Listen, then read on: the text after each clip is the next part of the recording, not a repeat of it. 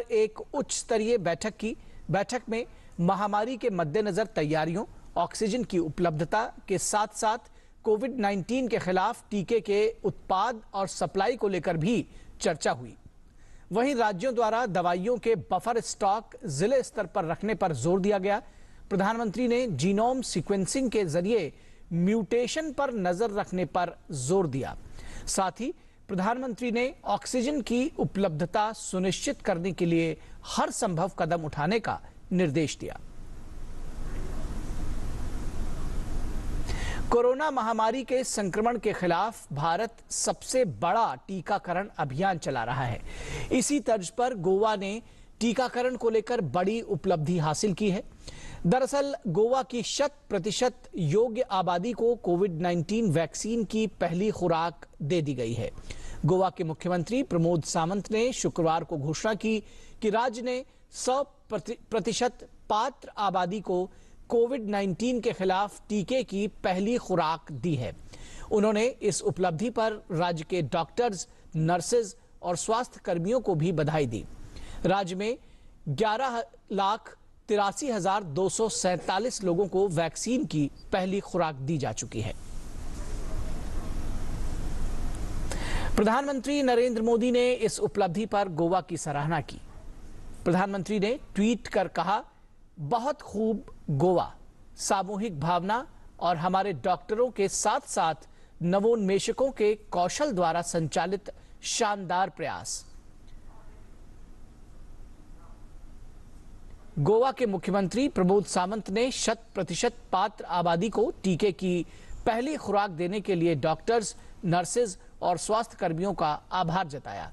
उन्होंने ट्वीट के माध्यम से कहा, गोवा की जनता की ओर से प्रधानमंत्री नरेंद्र मोदी के नेतृत्व वाली केंद्र सरकार को 18 साल से ऊपर की उम्र के सभी लोगों के मुफ्त टीकाकरण और कोरोना महामारी के खिलाफ लड़ाई में लगातार टीकों की सप्लाई के लिए मैं धन्यवाद देता हूं।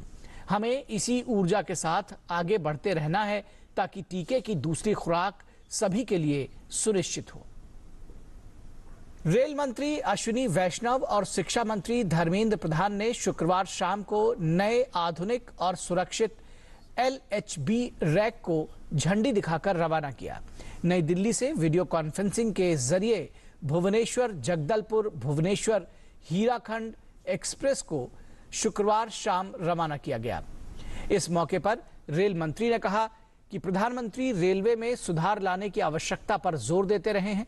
उन्होंने कहा कि सरकार इन परियोजनाओं पर तेजी से काम कर रही है। उन्होंने बताया कि सरकार ओडिशा में रेल बुनियादी ढांचे के विकास के लिए हर साल 6,000 करोड़ से 7,000 करोड़ रुपए का बजट मंजूर कर रही है।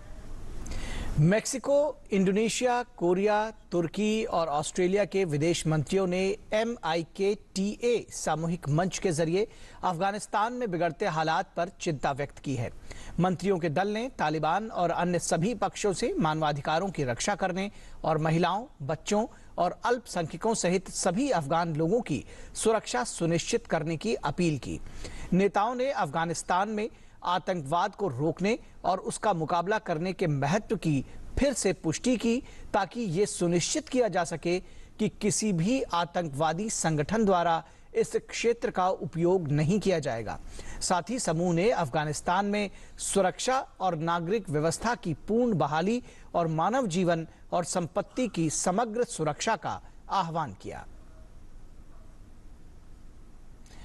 आज 9/11 आतंकी हमले की 20वीं बरसी है।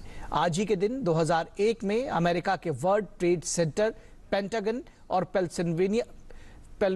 पेंसिल्वेनिया के एक मैदान में आतंकियों ने विमानों को दुर्घटनाग्रस्त कराया था।